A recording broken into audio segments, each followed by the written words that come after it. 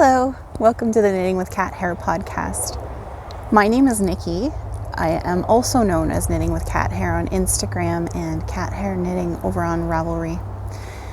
I am coming to you from the city of Greater Sudbury, Ontario, Canada, which lies atop the traditional lands of the Otegamising and Anishinaabe people, where I live with my partner, our 2 daughters, and our 5 cats, hence the name of the podcast, as I'm always finding cat hair in my knitting.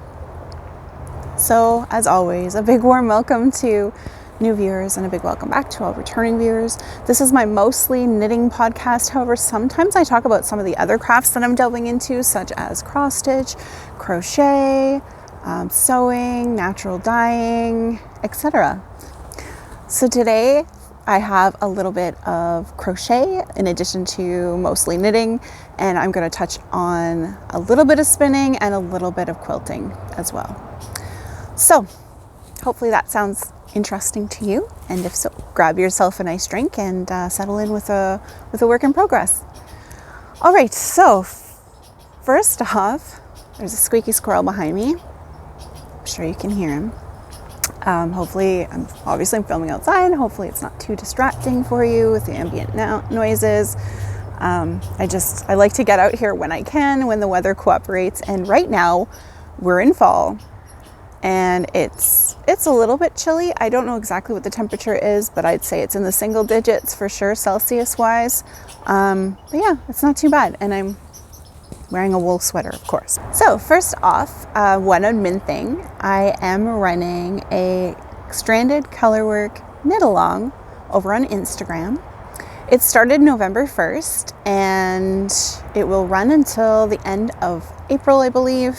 So it's only 6 months long, and any kind of stranded knitting, color work will qualify as long as you finish it and post a picture of it over on Instagram using the hashtag StrandedCal2024. And you will note perhaps that this is different than the original one, which was Stranded Cal, I think, but someone had already taken that one. And for some reason, I thought I had checked before I announced that, but clearly I hadn't because there were a lot of posts under that one. So we will be using the hashtag StrandedCal2024. So yeah, I hope you'll join in, and any accessory, any sweater, anything that involves stranded color work, as long as you finish the project and post a picture over on Instagram with the hashtag, will qualify for a prize at the end. So yeah. Okay, so that is it for all of the admin stuff. I do have notes today. I'm going to open them up because I have this habit of bringing my notebook and then not using it. And so I want to make sure that I capture everything today that I wanted to talk about. Okay, so now we'll move into what I am wearing. So today I am wearing my Lunenburg, which I recently finished and featured on, I think I talked about it on 2 episodes ago, if you're interested. So this is a pattern by Amy Christoffers. It's obviously a Colourwork yoke pattern, but it differs in that it kind of follows the boho stick knitting style, where you utilize purl stitches to add texture to your Colourwork, which I think is really cool. I really like how it turned out. I talked about this in a previous episode, so I'm not going to go into more details about it, but anyways, yeah, it's keeping me toasty warm. It was knit out of lichen and lace, rustic heather sport, which is 100% wool, and it is warm. Okay, so that's what I'm wearing. Now we're going to move into works in progress. So since I already mentioned the Colourwork Cal, the stranded Colourwork Cal, I'm going to show you what I am making for our Cal. I talked about my swatch and how the colors weren't exactly what I was hoping they would be, and that my gauge was quite a bit tighter than the required gauge, and yet and I was knitting the largest size in the pattern, yada yada yada. Basically, long story short is I retested using larger needles, and I came very close to getting gauge. I think I was 1 stitch off per 4 inches, but I didn't love the fabric. I really loved the fabric of the original gauge swatch that I had done, which was on US 4 needles, I believe. I'm just going to double check that. US 4, which is a 3.5 millimeter. So I had gone up to a US 6 to get gauge, and it just was too open for me. I just wasn't loving the texture. So I decided to go back and do a whole bunch of math and figure out how I could make this pattern suit my gauge, given that I was already making the largest size. So normally I'd just go up a couple sizes to account for this, for my tighter gauge, but because I didn't have that option, it forced me to use my brain. And I'm hoping that I did it correctly. But anyways, I wanted to mention the swatch because, as I said, I wasn't loving the colors. So you may remember that I had this blue in here that I just thought was so bright and jarring for me. And I just wasn't loving it. So I went back and I took a page out of Mel, who is known as Mel Makes Stuff over on YouTube. She has a wonderful channel. I've talked about her numerous times. I love her channel because she's so good at explaining things, and she's very meticulous, and yeah, she's just a great teacher. And I learned so much from her, and she always makes interesting projects. So if you haven't heard of her and you haven't checked out her podcast, I highly recommend it. And I will put a link down below. With that, I will put a link down below to everything that I talk about, any makers, any projects, anything that I talk about, basically. And I'm not sponsored by anybody. I just talk about what I love on this podcast. So I took a page out of Mel's book and I went back, and instead of re-knitting a whole entire gauge swatch or Colourwork swatch, I went in and I duplicate stitched over the colors that I wasn't happy with, and I replaced them. So I don't know if you can see. I'm sorry, maybe I'll insert a picture because the sun is not on my side today. I'm filming later than I intended. So I'll put in a picture, and hopefully you can see, like, I've divided it in half. So half of it I kind of altered. Actually, that's not true. Some parts of it I altered the whole thing. But anyways, you'll see two different swatches basically on one because I changed some of the colors around to see what I liked. And so I've come up with what I think are a nice color combination. And what am I making? I haven't even talked about the name of it. I feel out of practice today. So anyways, I am making the Agnes Kofta, which is a pattern by Kristin Wiola Odegard, I believe is her name.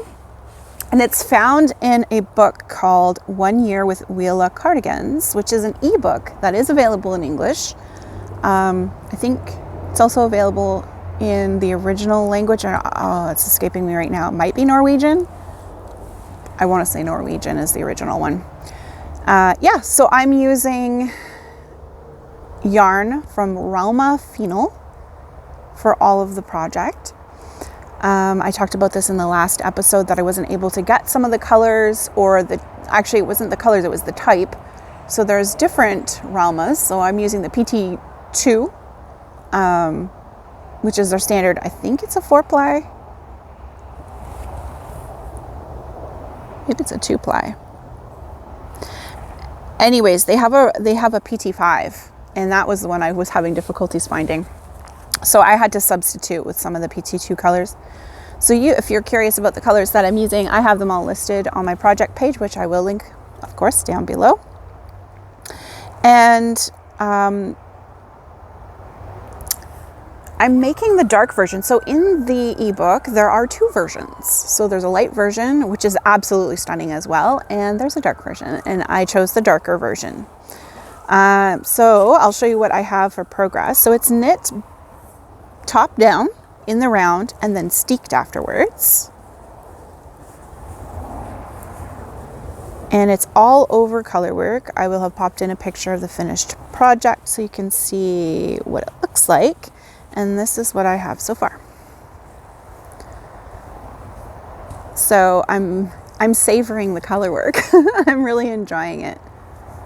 And this is the front. So in the front you can see, hopefully you can see, this mishmash here are my steek stitches. So that's where I'm going to cut down to open the cardigan up. And this time around, I haven't read ahead. I don't even know if they specify how to do the steek in this book, but I'll have a look. But I think I'm leaning towards trying the steek sandwich method. I think I first heard about this from Kia on the Kia Spod podcast. Oh, another wonderful podcast. If you've never heard of it, I highly recommend checking out Kia's podcast. She's always making lots of beautiful things too.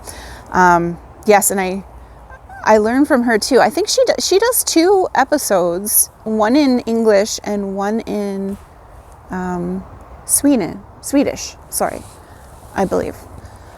So yeah, just make sure you choose the right one. But yeah, highly recommend. So she had talked about this steak sandwich, and I have been looking into that, and I think it sounds intriguing, and I'd like to give it a go. So yeah. So I'm really liking it. The fabric is really nice. It's tighter, a lot tighter than, obviously, than the gauge that they called for in the pattern. But I don't know. This is the gauge that I always tend to knit my fingering weight Colourwork sweaters at anyways. So I like it. Yeah. So it's been very enjoyable. I'm not sure what else to say about this. I guess I'm going to be separating for sleeves soon. It looks like I'm almost at the bottom of the Colourwork, I think. Let me have a look. I'm about 2/3 of the way through. So the only thing I'm going to keep an eye on is where that sleeve separation begins, because there have been times where I didn't keep an eye on that, and then I had to rip back and shorten my yokes. So I'm going to just try and make sure that I'm keeping an eye on that. And if need be, I will separate earlier than the pattern calls for to suit my body, and just carry on the Colourwork on the sleeves and down. Yeah, so I feel like I'm learning as I go over the years how to make things fit the way I want them to. Although I still have not mastered the whole yoke sleeve too large for my body situation. Now, who was it that was? I think it was Cher of the Lathe and Loom podcast, which is another wonderful podcast. I'm just dropping all these podcast names here today, but yes, another great one. She was talking about, I think she was saying about using her upper bust measurement as opposed to her full bust measurement to choose her sizes, and maybe that might help make a difference. So I think I might look into that and see if that's something that might work for me. I've never measured my upper bust before. I don't know what the difference is between my full bust and my upper bust. My full bust, for reference, is a 46-ish. It's gotten a bit smaller, maybe 45 now, 45 inch. So yeah, something to look into anyways. Okay, so that's my first work in progress. Then I went ahead and pulled out a work in progress that I don't think I've shown in a little while, because I had put them away for a bit. And that is the Beatrix socks, which are a beautiful pair of Colourwork socks by Sabrina Justine. I had finished already one of the socks.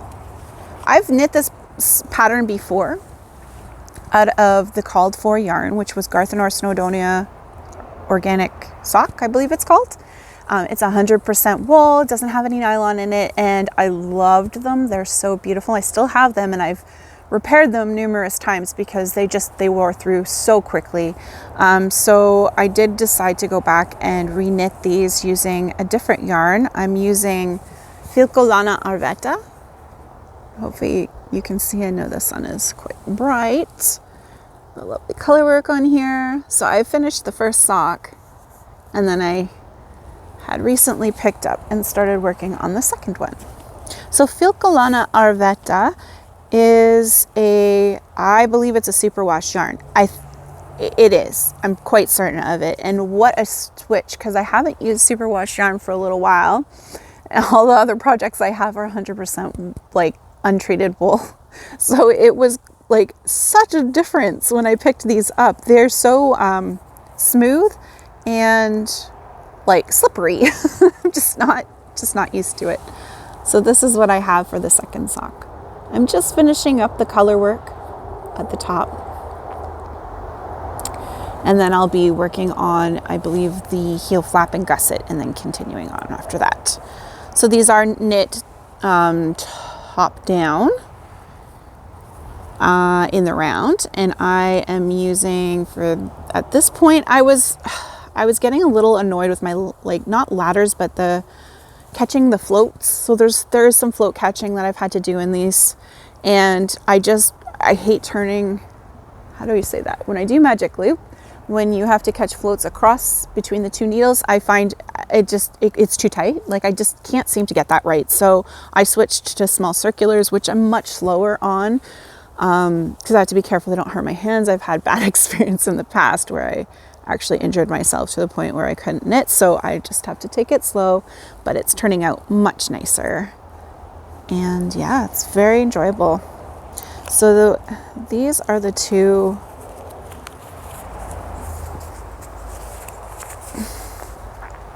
colors that I'm using.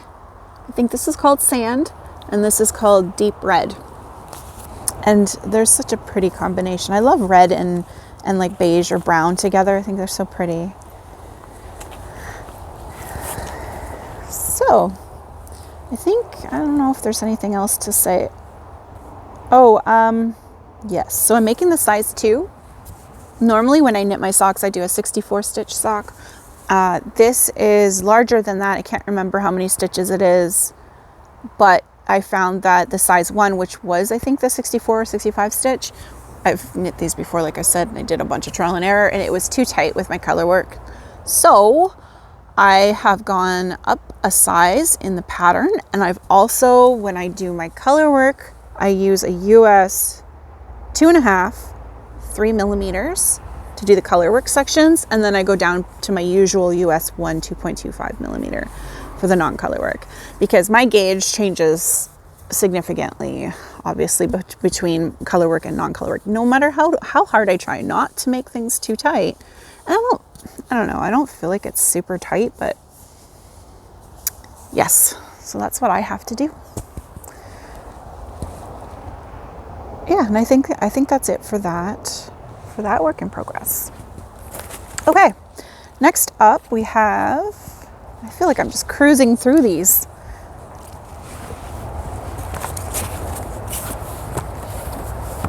Okay, next up we have my Sunday cardigan, which I did show, I think, last episode. That's a pattern by Petite Knit. I have been meaning to make this pattern for many, many years.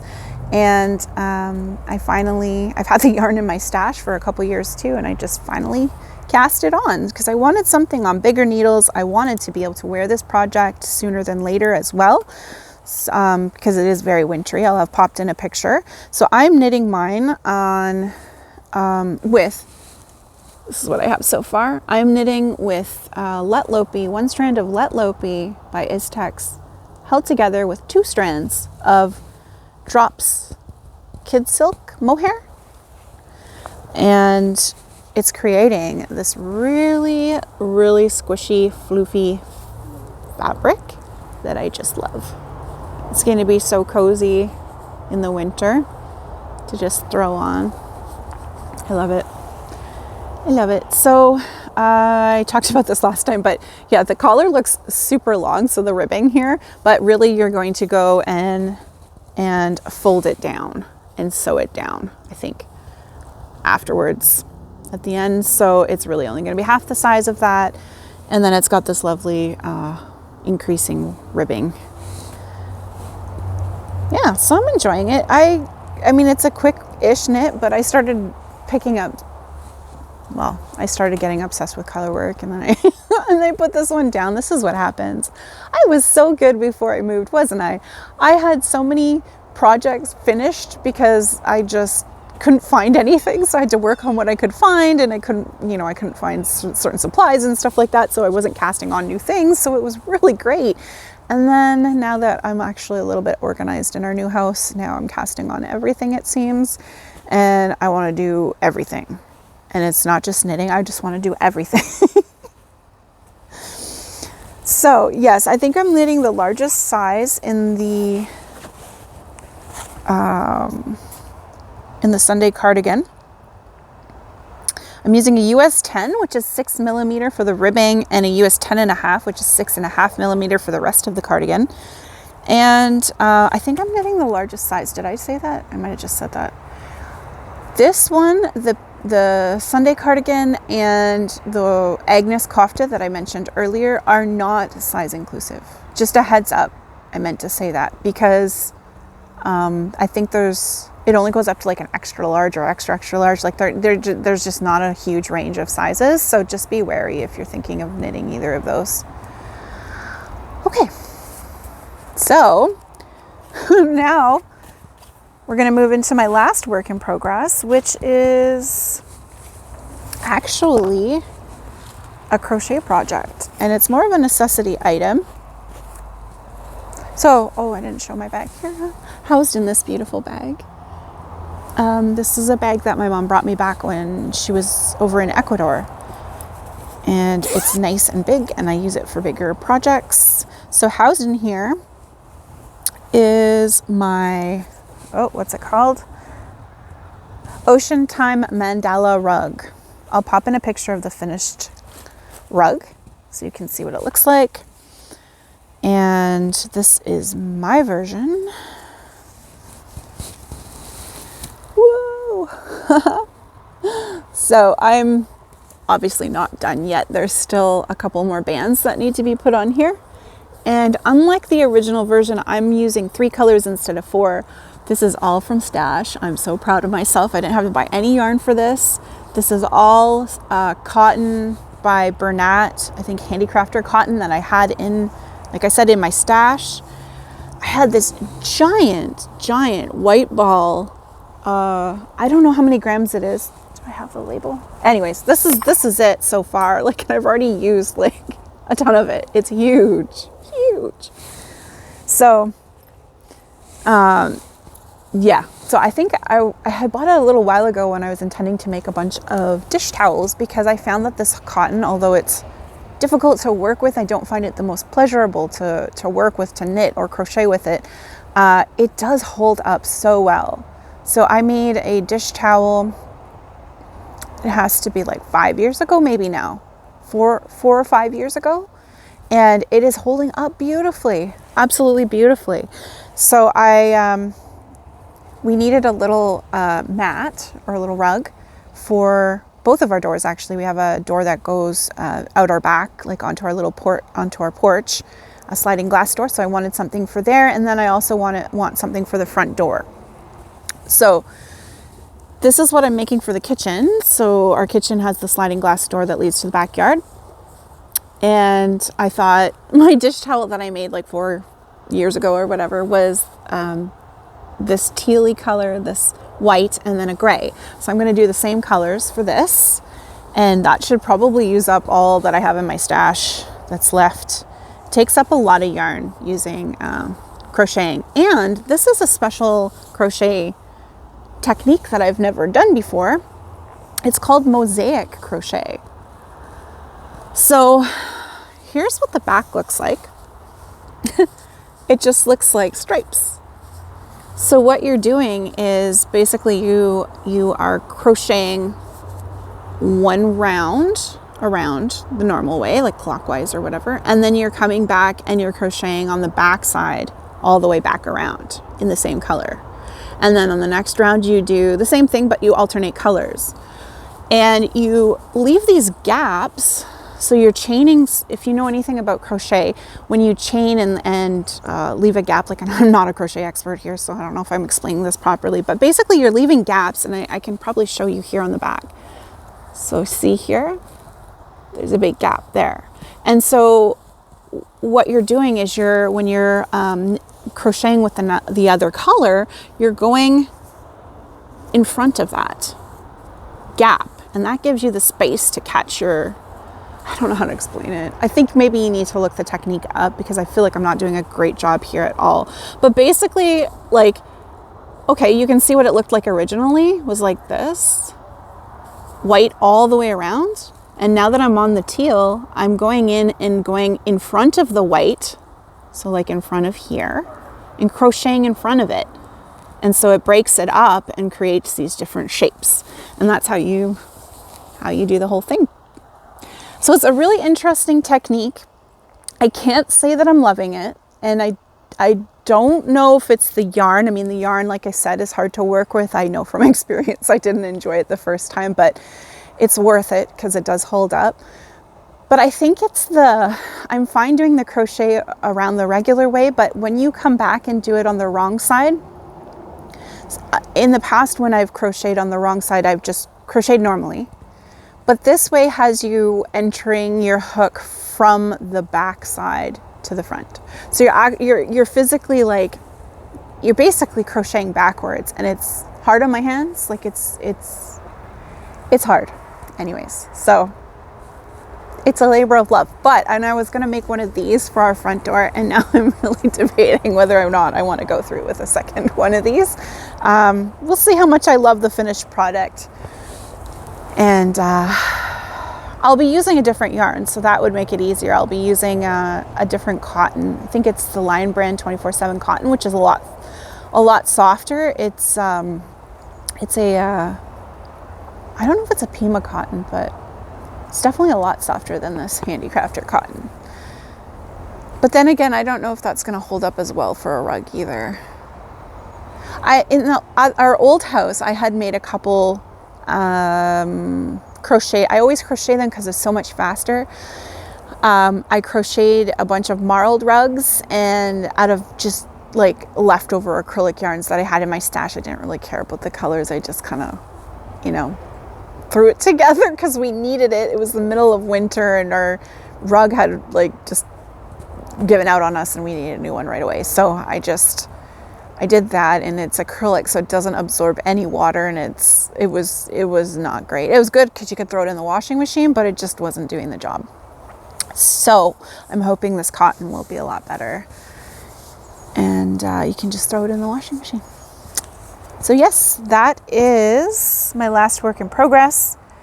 If you're interested, I'm using a G hook to make this, and the yarn is worsted weight in the colors teal, storm, and off-white. I forgot to say that the pattern is by Tatsiana, and that's the Ocean Time Mandala rug. Oh, so that's it for all my actual works in progress. But I did want to touch on my spinning, which I have been spinning very slowly. And it's not that I've fallen out of love with spinning. I still love my spinning wheel, and I still love spinning. I'm on, the fiber that I'm on is a slog and a half. It is not going well.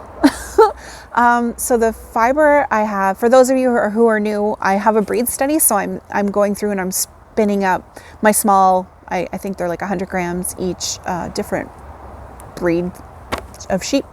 And I'm on Targi, and this one has a very large amount of vegetation in it, or vegetable matter in the fiber, which I'm not opposed to vegetation at all in my fiber. I love it, actually. In fact, it usually makes me smile, or if it's in my yarn, a little bit of it. But this has an enormous amount. Like every 2 seconds I have to stop and pick it out, and sometimes I just spin it in depending on how I'm feeling. I'm probably not doing the right thing because I don't know what that does for the integrity of the ply. But anyways, so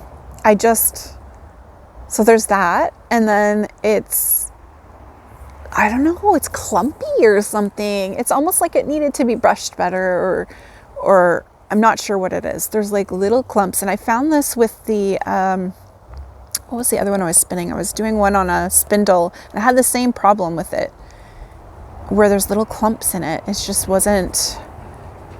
Anyways, maybe I've been spoiled because the one before this was a dream, and I talked about that. It went so fast. In 2 days, I had the whole thing spun up. It was so awesome. So I think I got spoiled. So anyway, so that's my update on the spinning. I don't have anything to show. It's still on the bobbin. It's still the first ply. I haven't even made it through halfway through the fiber. I'm getting there though. I'm almost halfway through. Okay, and then quilting. So I have been watching a whole bunch of YouTube quilt videos recently. I don't know. I fell down a little bit of a rabbit hole. So last year, I can't remember if it was last year or the year before, I purchased a beginner's quilt kit from a small shop here in Canada somewhere. I can't remember exactly where. It might have been in Ontario somewhere. And it was because I've always loved the William Morris prints. So William Morris is pretty well known for his wallpapers mostly, but they've created fabrics in his prints, and they're so beautiful. I just love them. And the colors, a lot of the colors really speak to me. So there was one that was teals and turquoises with little hints of orange, like a rust orange. Oh, so pretty. So I ordered this kit, and it was a beginner kit, and it's nice. It's nice, and I love the fabrics, but I don't know, that center panel is just like this giant picture of the same fabric. Like, it just looks, I don't know, it's not what I want.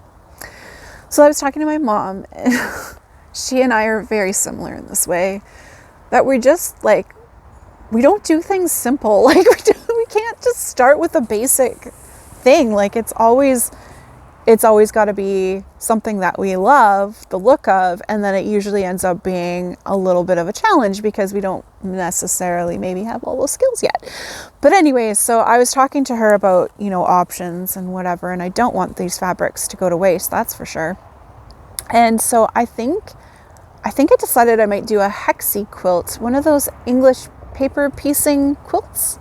If you've ever heard of those, I had to do a little bit of research, but English paper piecing, I guess, was common back in the, I don't know when it started, but I know it goes back at least to the 1840s because I saw it in one of the books I have. They had pictures of it. And so people would use pieces of paper, in some cases like newspaper. They would cut it out in the shape that they want their piece of fabric to be in, and then they would just use that as a template, basically, to fold the fabric over top of the paper and tack it down, and then sew all these little pieces together. And it produces, if you're accurate with your little templates, it produces a pretty beautiful and well-fitting, well-pieced, I guess, quilt. So I was thinking I might like to try something like that. So again, I fell down this rabbit hole of watching all these videos on how to do it and what you need to do it. And I'm like, well, why can't I just use newspaper? But newspaper is kind of flimsy. They really recommend using paper that's got a little bit of sturdiness to it, especially for beginners. So I do have some cardstock. So I spent like hours yesterday, literally hours, trying to draw up the perfect hexagon shape, the size that I wanted, so that I could create this quilt that I have seen one picture of. There's no pattern for it. I've seen a picture, and it was on Wayfair website. It just came up when I was searching for hexagon quilts, and I was like, that's what I want, but I can't find it anywhere else. So anyways, I'm gonna take a stab at it. Yeah, I know there's tools. I know you can order pre-cut pieces of cardboard or whatever, but when I did the math to figure out what size of quilt I wanted to make, I want to do like a queen size bed quilt. I think it worked out to be something like 3,600 plus hexagons that I'm gonna have to make. So I don't want to buy all those. I don't. And I have paper here. And so then I was looking at the stamping option, because you can get like paper cutters basically that like cut through paper in the shape that you want. So you could get them for the 1-inch hexie like I want, but I can't find the 1-inch one anywhere except for on Temu, and I refuse to buy from Temu. So it's this whole thing. So I don't know what I'm going to end up doing. I'll take it slow though. I'm not in a huge rush to get started. It was nice just to pull out the fabrics and to look at my books that I have. Like, I have books that were handed down from my grandmother at one point. And I've never quilted in my life, so this is all new to me. I think I have some supplies that'll work. But yeah, it's been really, really fun just kind of investigating this new craft that I have not done before. Okay, so that leads us into life stuff. So if you were just here for the making talk, thank you so much for staying. And if you did like the video, please do give it a like and make sure you're subscribed so you don't miss any of my future videos. And I hope that you'll return. And for those who are sticking around, thank you so much for sticking around. And I'm just going to talk very briefly about life stuff because I really don't have a lot going on right now. I jotted down a few things to talk about, but there's nothing that great. So Halloween, we had Halloween a couple weekends ago. Gosh, I'm losing track of time. Anyways, it rained and it was a little bit chilly. And our kids all went out. They had some friends over in the new house because we have the space, so they had a sleepover in the basement. But yeah, it was fun. They had fun, and they still went out in the rain. They said that in our new neighborhood, and they said that they saw one other group of kids. That was it. And we got 0 kids again. We've moved to the subdivision, and I still got 0 kids. Oh my goodness. Anyways, I hadn't bought a ton of candy because I wasn't sure how many kids we were going to get because we're kind of at the tail end of the subdivision. I was like, I don't know if people are going to make their way all the way down here. So I didn't go overboard because when I do, we all know that I'm the one who ends up eating the candy when there's leftovers. Nothing was worse than last year when I thought we were going to get so many kids and we got 1 and I had stocked up. Anyways, I learned my lesson. So I didn't buy as much and we didn't get any children. It was very sad. But we did carve pumpkins. We had fun doing that. We do that every year. And what else? Costumes. My daughter went as Bob Ross and one of her best friends went as a painting. So they were a pair. It was very cute. And my stepdaughter went as Jinx from Arcane, if you know that show or game, League of Legends. Anyway, she pulled it off. It was pretty cool. And yeah, it was fun. And then John and I dressed up as I was a nacho chip and he was extremely hot salsa, very spicy. It was cute. We were excited to. There was no kids. Anyways, we still had fun. Our kids get a kick out of it anyways. So that was Halloween. We had our first snowfall before that. I'll pop in a picture or a video, I can't remember what I have, of a little red squirrel out in the snow eating some seeds. The snow didn't stick around, but it was a little bit exciting. I think it's coming. It's coming. Then we had warmer weather again, which is, I just wish it would stay consistent.